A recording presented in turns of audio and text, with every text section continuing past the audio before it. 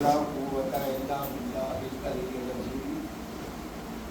باللہ من الشیطان الرجیم بسم اللہ الرحمن الرحیم الحمدللہ رب العالمین والصلاة والسلام سید الانبیاء والمرسلین سیدنا و نبینا و شفیعنا ابو القاسم محمد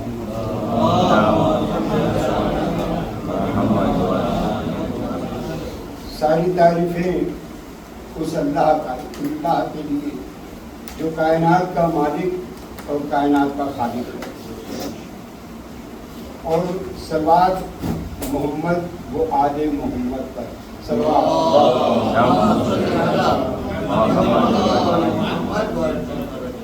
ہم جب بھی مجلس برپا کرتے ہیں ہم یہ جانتے ہیں کہ اس مجلس میں جناب فاطمہ ضرور موجود رہتے ہیں۔ یہ ہمارا عقیدہ ہے، ہمارا ایمان ہے۔ جناب فاطمہ زہرا مجلسوں میں شریک ہوتی ہیں اپنے بچوں کا پرسہ لینے کے لیے، لیکن آج ہم جناب فاطمہ زہرا کا پرسہ لینے کے لیے جمع ہوئے ہیں۔ یہ ایام فاطمیہ جناب فاطمہ زہرا کا پرسہ ہم امام زمانہ کو جناب فاطمہ زہرا کا پرسہ دیتے ہیں، ان کے پاپا کو ان کا پرسہ دیتے ہیں، مولا علی کو ان کا پرسہ دیتے ہیں، حسنین کو ان کا پرسہ دیتے ہیں، جناب زینب ام کلثوم سب کو ان کا پرسہ دیتے ہیں۔ وہ تو ہمیشہ پرسہ لیتے رہتی ہیں، آج ہم ان کا پرسہ دینے کے لیے اکٹھا ہوتے ہیں۔ جناب فاطمہ زہرا کی عظمت کو کون بیان کر سکتا ہے؟ یا تو قرآن کہے گا، اللہ قرآن میں بولتا ہے، یا اہل بیت، باقی کسی کی طاقت نہیں ہے کہ وہ جناب فاطمہ زہرا کی عظمت کو بیان کرے۔ فتح ملتی ہے کسے؟ نو کے سینہ پر دیکھو، فتح ملتی ہے کسے؟ نو کے سینہ پر دیکھو، صبر سے ہار گیا ظلم کا خنجر دیکھو، آیتیں آئیں تو بیٹھے رہے محبوب خدا، آیتیں آئیں تو بیٹھے رہے محبوب خدا، فاطمہ آئیں تو اٹھتے ہیں پیغمبر۔ عظمت فاطمہ زہرا کا اندازہ آپ اس سے لگا لیے کہ اللہ نے جب قرآن نازل کیا تو قرآن رسول خدا کے پیچھے پیچھے چلتا رہا۔ رسول خدا سفر میں تھے، قرآن کی آیت آئی، رسول خدا چلتے ہوئے تھے، قرآن رسول خدا کے پیچھے پیچھے چلتا رہا۔ لیکن جناب فاطمہ کو جب عطا کرنا تھا تو اللہ نے رسول کو معراج پر بلایا،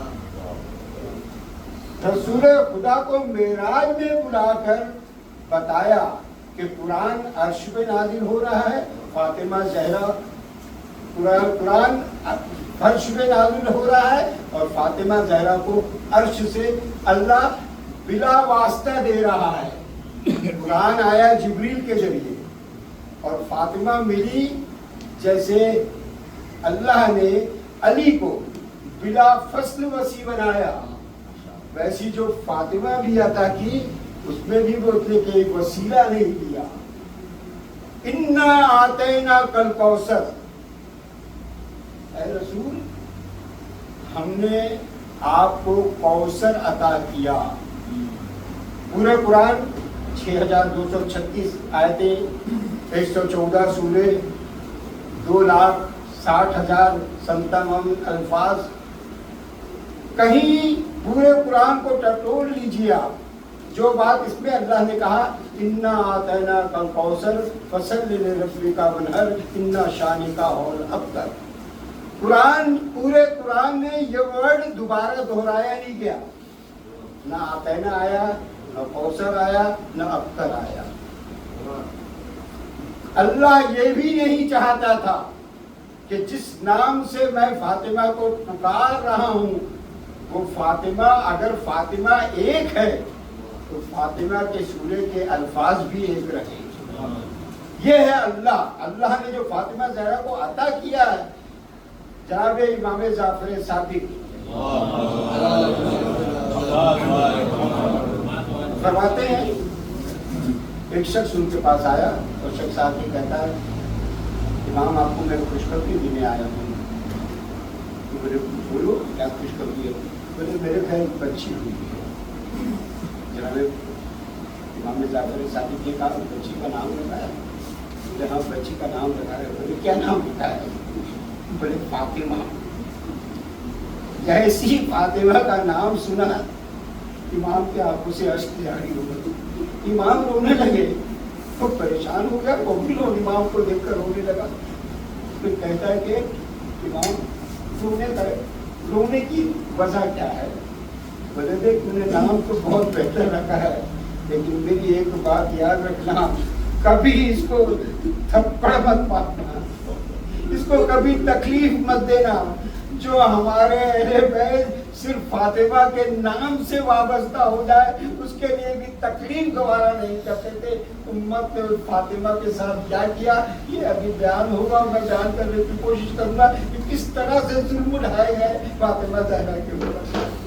جہاں اللہ اتنی عظمتوں کے ساتھ فاطمہ کو نواز رہا ہے, جب فاطمہ زہرا یہ فتح کی بات ہم بار بار سنتے رہتے ہیں, باغ فتح باغ فتح. یہ صحیح معلوم ہے باغ فتح نہیں ہے, یہ ریاست فتح ہے. اس کو چھوٹا کرنے کی کوشش کی گئی. باغ فتح آدمی کیا سمجھتا ہے؟ باغ فتح مطلب چھوٹا سا باغ ہوگا. باغ فتح 32 کلومیٹر کا ایریا ہے. 32 کلومیٹر ایریا. ابھی جہاں جان پوپ پال حکومت کر رہا ہے ویٹیکن سٹی میں, اس کا رقبہ ہے 0.4549 اور یہ ہے 32 ایکڑ. 64 ٹائم جو ویٹیکن سٹی سے بڑا ہے وہ ہے ریاست فتح. یہ جاگیر فتح ہے, جاگیر فتح. اور یہ فتح ملا کیسے؟ جب خیبر کی جنگ کو اللہ نے علی کے ہاتھوں سے فتح دلا دی اور خیبر کی جنگ میں پہلی بار اتنا مال غنیمت ملا کہ جو فقیر بھی تھے وہ بھی مالا مال ہو گئے.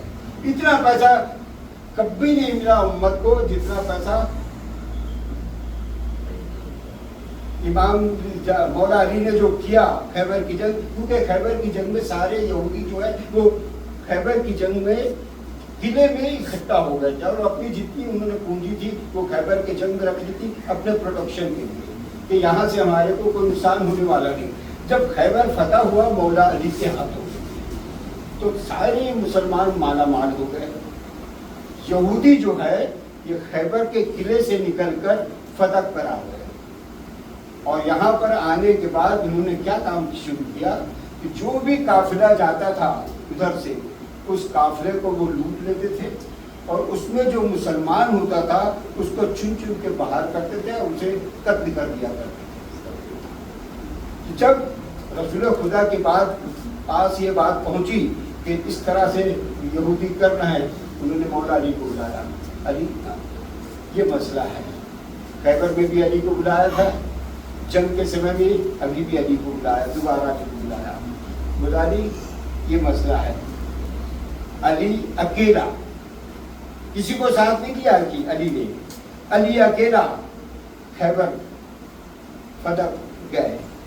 جانے کے بعد سارے یہودیاں جو بچ گئے تھے ان کو سب کو اکٹھا کیا, ان کے عالموں کو بلایا جو عالم موجود تھے. وہ بولے سنو, بولے اگر کو ابھی بھی درد ہے اور تکلیف ہے کہ تمہارا لیڈر مرہم مارا گیا, میں بتاتا ہوں اس مرہم کو مارنے والا میں تھا. تم کو یہ تکلیف ہے کہ تمہارے قلعے میں اسلام کا پرچم لہرایا گیا, اس پرچم کو لہرانے والا میں تھا.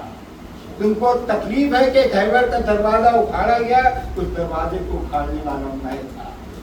میں تمہارے سامنے ہوں. اگر تم کو کوئی تکلیف ہے, کوئی درد ہے, کوئی بدلہ لینا ہے, میں موجود ہوں, میں تیار ہوں. بتاؤ تمہارا ارادہ کیا ہے. جب مولا علی کا یہ تیور دیکھا, پہلے مولا علی کی جنگ کو دیکھ چکے تھے, مولا علی کا جب تیور دیکھا انہوں نے کہا کہ ہم آپ سے کچھ وقت کی مہلت چاہتے ہیں. مولا علی نے کہا مہلت ہے. گئے, وہ گئے کے بعد اپنی بات چیت کیا, انہوں نے بات چیت کرنے کے بعد آئے وہ مولا علی کو کہتے ہیں دیکھیے ہم جو ہوا ہے جس طرح سے قافلے ٹوٹنے کی بات آپ نے کئی سال جاتے ہیں ہم اس کو اقرار کرتے ہیں، لیکن آج سے ہم اپنے گناہوں کی معافی مانگتے ہوئے آپ کو یہ گارنٹی دیتے ہیں کہ اب سے کسی نہ قافلے کو لوٹا جائے گا نہ کسی مسلمان کو تک لوٹے جائے گا۔ مولا علی نے کہا اس کی گارنٹی کیا ہے؟ بولے ہم اقرار نامہ تیار کرتے اور اقرار نامے میں دستخط کر کے آپ کو دیتے، اور دوسری بات جو ہمارے پاس یہ جاگیر فدق ہے یہ آپ کے مسلمانوں کے رسول کو ہم یہ ملکیت میں دیتے ہیں، ہم آپ کے مسلمانوں کے رسول کو یہ ملکیت میں دیتے ہیں۔ اقرار نامہ تیار ہوا، سارے لوگوں نے سائن کیا وہاں پہ بھی، اور فدق جو ہے کا اقرار نامہ لے کر علی جب آئے اور علی نے بتایا کہ یہ بات ہوئی ہے، یہ اقرار نامہ ہے۔ 4 سال تک یہ بات ہے 7 ہجری کی اور 11 ہجری تک 4 سال تک رسول خدا کے نے اس پر جو ہے پورا جو اس کا انتظام تھا رسول خدا کا اس کی کمائی کتنی تھی؟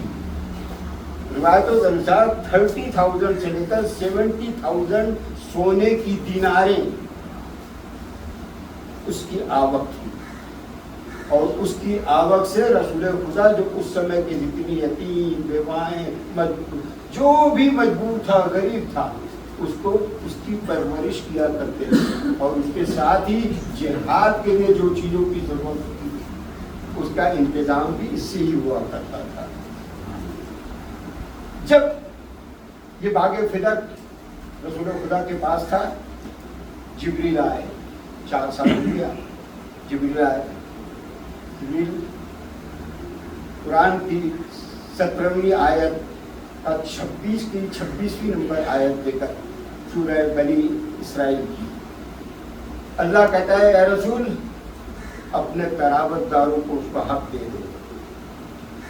جب اللہ نے جبریل کے ذریعے رسول خدا کو یہ پیغام بھیجا کہ اپنے قرابت داروں کو ان کا حق دے دو، تب رسول خدا نے جناب فاطمہ زہرا کو ہبہ کیا یہ زمین، یہ باغ فدق، یہ ریاست فدق، جناب زہرا اس کی مالک تھی، فدق کی مالک جناب زہرا تھی۔ ابھی رسول خدا کا کفن بھی نہیں سوکھا تھا، کفن بھی میلا نہیں ہوا تھا، ابھی رسول خدا کو کفن بھی نہیں پہنایا گیا تھا، اور یہ لوگ اکٹھا ہو گئے رسول خدا کی، انہوں نے رسول خدا کی جنازے میں بھی شرکت نہیں کی، اور اکٹھا ہو کر انہوں نے غصب کر دیا، جہاں ولایت غصب کی اسی کے ساتھ ساتھ اب انہوں نے دوسرے غصب کے لیے پلان بنایا کہ فتح جو ہے وہ اب چھین لیا جائے۔ انہوں نے کیا کیا؟ اپنی فوج کے کچھ لوگوں کو بھیجا، جناب فاطمہ زہرا اس کا پورا انتظام کرتی تھی، جناب فاطمہ زہرا کے کارندوں کو بتا دیا اور اپنے کارندوں کو بٹھا دیا۔ جب جناب فاطمہ زہرا کو یہ پتہ چلا کہ انہوں نے یہ کیا ہے، تو جناب فاطمہ زہرا کا جو گھر کا دروازہ تھا ایک مسجد کی طرف کھلتا تھا، صرف ان کا اکیلا دروازہ تھا، مولا علی کا کھول، اور ایک دروازہ جو ہے وہ سامنے کھلتا تھا۔ جناب فاطمہ زہرا اس دن مسجد میں پیچھے جو مسجد میں کھلتا تھا اس دروازے سے نہیں، سامنے والے دروازے سے اپنے اور جو تھی ان کی کنیزیں ان کو ساتھ میں لیا اور لے کر جو ہے وہ دربار میں داخل۔ جب دربار میں داخل ہوئی، جناب فاطمہ زہرا کو دیکھ کے سناٹا تو چھا گیا، لیکن تاریخ نے پورا لکھا ہے اس کو 4.5 گھنٹہ تک 4.5 گھنٹے تک جناب فاطمہ زہرا کھڑی رہی دربار میں۔ جس فاطمہ زہرا کے آنے پر رسول کھڑے ہو جاتے تھے، آگے بڑھتے تھے، ہاتھ چومتے تھے، سروں کا بوسہ لیتے تھے، سب نے دیکھا ہے، کسی نے ان کو جگہ نہیں دی۔ جناب فاطمہ زہرا جب دیکھی اور اس کے بعد پھر انہوں نے مخاطب ہو کر کہا اسے، جو تخت پر قبضہ کر کے بیٹھا تھا، اس کو کہا اپنی بات انہوں نے شروع کی، پہلے اللہ کو کہا کہ یا اللہ تو نے بنا مانگے جو ہم لوگوں کو رحمتیں اور نعمتیں دی ہیں اس کا ہم شکریہ بھی ادا نہیں کر سکتے. تو نے جن نعمتوں سے ہم کو نوازا ہے اللہ وہ بہت بڑی بڑی نعمتیں, بہت ساری باتیں توحید کے اوپر کرتے ہوئے جس طرح سے انہوں نے بیان کیا ہے. ہمارے عالم کہتے ہیں اور جو ہمارے اسکالرس کہتے ہیں کہ جو انہوں نے توحید کے بارے میں بیان کیا وہ پیراگراف بھی ہم آج تک نہیں سمجھ پائے. یا تو نہج البلاغہ سمجھائے گی اس کو, یا ہماروں کو صرف جو اللہ کے بارے میں اس نے توحید کے بارے میں جناب فاطمہ زہرا نے کہا. اس کے بعد جب انہوں نے فاطمہ زہرا نے کہا کہ تو نے یہ فدق میں اپنے نمائندوں کو بھیج کر اور میرے نمائندے جو ہے کہ تو نے فدق پہ قبضہ کیوں کیا, یہ تو میری ملکیت ہے, میرے بابا کی ملکیت ہے, میرے بابا نے مجھے دیا. بولے آپ کے بابا نے تو فرمایا ہے کہ نہ پیغمبر کسی کے وارث بنتے ہیں نہ وراثت چھوڑتے ہیں, جو وہ چھوڑتے ہیں وہ صدقہ ہوتا ہے. اچھا بولے یہ حدیث کس سے بیان کی ہے؟ بولے مجھ سے کی. کوئی گواہ؟ کوئی گواہ نہیں, مجھ سے بیان کی. بولے اگر تجھ سے یہ حدیث بیان کی ہے تو ان کو یہ حدیث مجھ سے بھی بیان کرنا ہوتا, کیونکہ اس کی مادی ملکیت تو مجھے مل رہی تھی. انہوں نے مجھ سے بیان نہیں کیا. اب تو حدیث کی بات کہا ہے سن. انہوں نے قرآن کی 40 آیتیں مسلسل پڑھی اور پڑھ کے کہا کہ داؤد اور سلیمان کو تو وراثت ملتی ہے, زکریا تو وراثت کی دعا کرتے ہیں. قرآن نے سورہ نساء میں کتنی میراث ہوگی, کتنا کس کا حق ہوگا اس کو تو وہ بتا دیا ہے. تو کیا یہ جو رسول نے جو یہ فرمایا وہ تم نے نہیں سنا کہ جو چیزیں حدیث اور قرآن میں ٹکرا جائے تو قرآن کی باتوں کو لیا جاتا ہے, حدیث کی باتوں کو نہیں لیا جاتا. قرآن کی باتوں کو قبول کیا جاتا ہے. 40 آیتیں جب پڑھی جو بیٹھا اٹھا اس کی حالت خراب ہو گئی. اور اس کے بعد جناب فاطمہ زہرا نے کہا سن, نکالا ہبہ نامہ, اور ہبہ نامہ نکال کے دیا یہ ہے. ہبہ نامہ دیکھا سارے کفاروں کی دستخط, اور اس کے بعد رسول خدا نے ہبہ کیا اور پھر مولا علی کی دستخط یہ ہے. بولے کس کا گواہ؟ گواہ چاہیے علی, یہ آپ کے شوہر ہیں, ان کا حصہ بنتا ہے, اس کی گواہی نہیں چلے گی. حسنین یہ آپ کے بچے ہیں, ان کا بھی حصہ بنتا ہے, ان کی گواہی نہیں چلے گی. ام ایمن کو پیش کیا, یہ آپ کی کنیز ہیں, ان کی بھی گواہی نہیں چلے گی. جب اپنی ساری گواہیوں کا انکار کر دیا, ان گواہیوں کا انکار کیا, جب رسول خدا جن کو مباہلہ میں لے کے گئے تھے ان کی باتوں کا تو نصرانی اور عیسائی ایڈمٹ کر رہے تھے کہ اگر یہ دعا کر دیں تو پہاڑ بھی اپنی جگہ چھوڑ دے, اور ان کی گواہیوں کا انکار کیا گیا. انکار اتنی ہی نہیں کیا گیا, جو یہ خلیفہ کے بازو کھڑا ہوا تھا جس نے اس کو خلیفہ بنایا تھا تاکہ وہ خلیفہ بن سکے, اس نے اور ایک بدتمیزی کی. یہ جو ہبہ نامہ تھا اس کو لیا اور لے کے اس کے ٹکڑے کر کے اس کے تھوکا, اور تھوکنے کے بعد اپنے پیروں سے مت. جناب یہ ٹکڑے ہبہ کے نہیں ہو رہے تھے, بس یہی سے فاطمہ زہرا کے دل کے ٹکڑے. جناب زہرا کو دربار میں جھٹلایا گیا, ان کی گواہیوں کو جھٹلایا گیا, ان کا حق ان سے چھین لیا گیا. جناب زہرا فتح کے لیے نہیں گئی تھی. جناب زہرا جو گئی تھی وہ فتح کے پیچھے ایک بڑی بات تھی کہ حق اور باطل کے پیچھے, حق اور باطل کو زمانے سے پہچانوانا تھا کہ حق کون ہے باطل کون ہے. ولایت کی بات کہ ولایت کا غصب کرنے والا, ولایت کا حق کس کا اور غصب کرنے والا کس کا. جناب فاطمہ زہرا کا خطبہ جو ہے باغ فتح کے خطبے کی یہ بات ہے کہ جب 50 سے 1000 سال بھی پہلے جب سیدوں کے ہاں بچہ پیدا ہوتا تھا تو اپنے بچے کو 2 چیز ضرور یاد کراتے. ایک باغ فتح کا خطبہ اور دوسرا عید غدیر کا خطبہ. کیونکہ ہمارے پاس جو سب سے بڑی پونجی ہے وہ یہ دو ہی ہے. علی مولا ہے، لیکن علی مولا کے بعد اگر ایمان اس کا پختہ نہیں ہوگا، جو سیدہ پر جس نے ظلم کیا ہے اس پر لعنت نہ کرے. یہ ایک معیار ہے کہ آپ نے علی کو مولا قبول کر لیا، علی کی ولایت کو مان لیا، ابھی ایمان مکمل نہیں ہوا ہے آپ کا. ایمان مکمل کے لیے شرط ہے کہ جہاں آپ علی کی ولایت کا اقرار کر رہے ہیں وہاں پر جنہوں نے فاطمہ زہرا کے اوپر ظلم اٹھایا ہے ان پر بھی لعنت کریں. لوگ اس بات سے بچنا چاہتے ہیں کہ ہم یا حسین کو کرتے ہیں، یا علی پہ یا علی کرتے ہیں. ٹھیک ہے، یا حسین یا علی کرتے ہیں کیونکہ ہر انسان کو کرنا ہے، کیونکہ انسانیت کا نام ہے حسین. تو حسین کو ماننے والے تو کافر بھی ملیں گے، ہندو بھی ملیں گے، سب ملیں گے. ایمان کس کے پاس ہے؟ یہ دلیل ہے. یہ کس کے پاس ہے؟ جو علی ولی اللہ کہے اور جو جناب فاطمہ زہرا کے قاتلوں پر لعنت کرے. کیونکہ اگر جناب فاطمہ زہرا جس سے راضی رسول خدا نے فرما چکے ہیں، جس سے فاطمہ راضی اس سے میں راضی، جس سے میں راضی اس سے خدا راضی. جو فاطمہ زہرا کو ناراض کرے گا اس کا حشر کیا ہوگا؟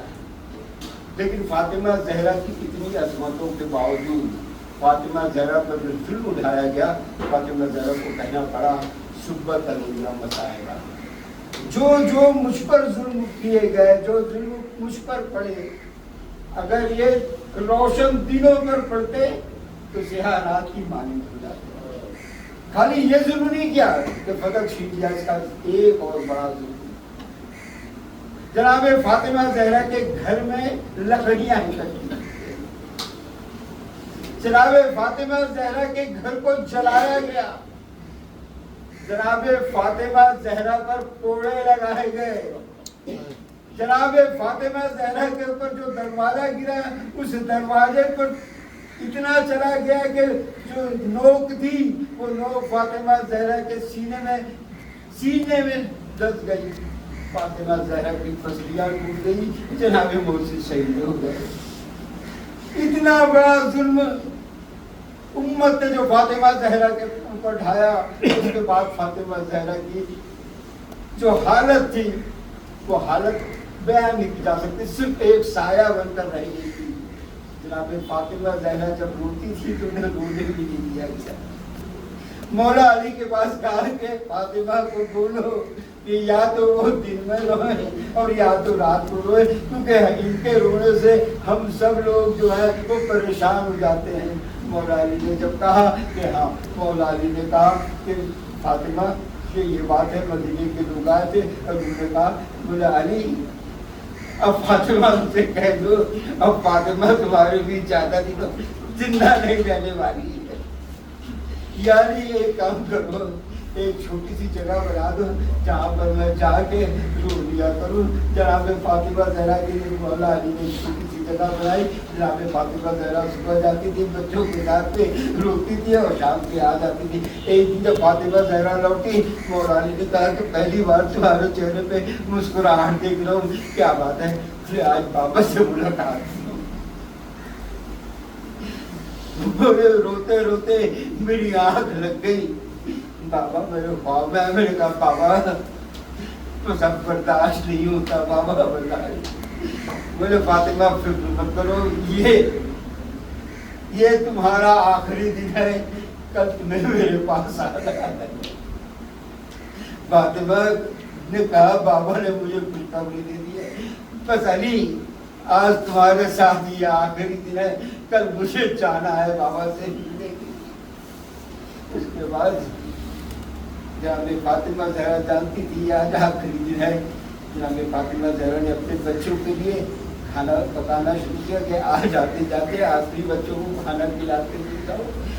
جناب پتا نے کہا کہ آپ کو تکلیف ہے میں بنا دیتی ہوں کھانا. بولے کہ آج آخری دن ہے میں بچوں کے لیے بنا.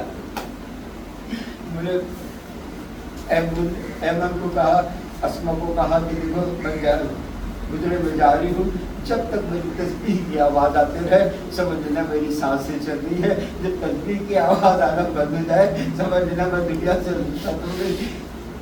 जो बच्चियां हैं उनको तो दूसरे बच्चे कनीजों को दे दिया।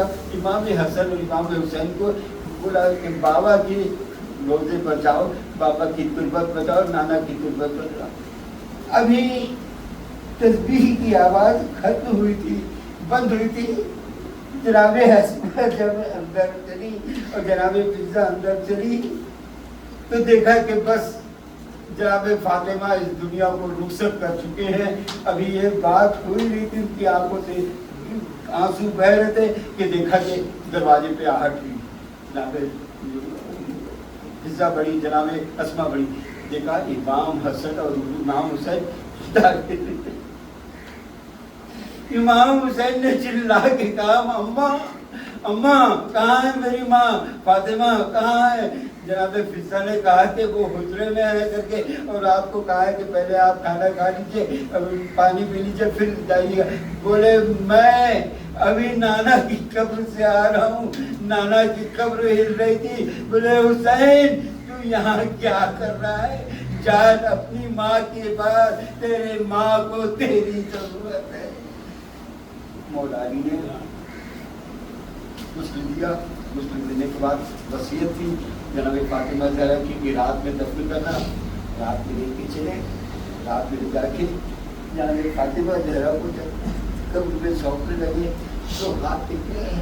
रसूल खुदा को कहा मौला अली ने मैं आपसे बहुत शर्मिंदा हूँ, जो अमानत आपने मुझे दी थी वैसी अमानत मैं आपको वापस नहीं कर सका, वैसी अमानत मैं आपको वापस नहीं कर सका।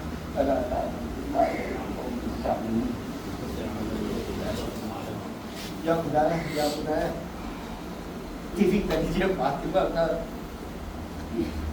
थोड़ा सा जिक्र हमने किया है।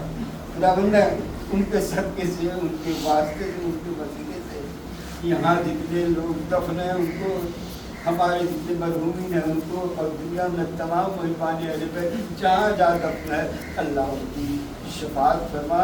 माँ फातिमा ज़हरा के सदके में उनको सबके बख्श दे खुदाबंदा।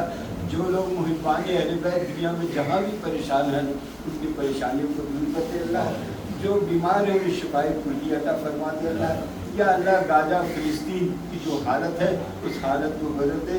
या खुदा ईरान के ऊपर जो जालिमों की नज़र है, खुदा बंदा ईरान को बचा ले और बचा ले सारे मुहिबान अहले बैत को, सारे अज़ादारान हुसैन को। एक सूरह फातिहा तमाम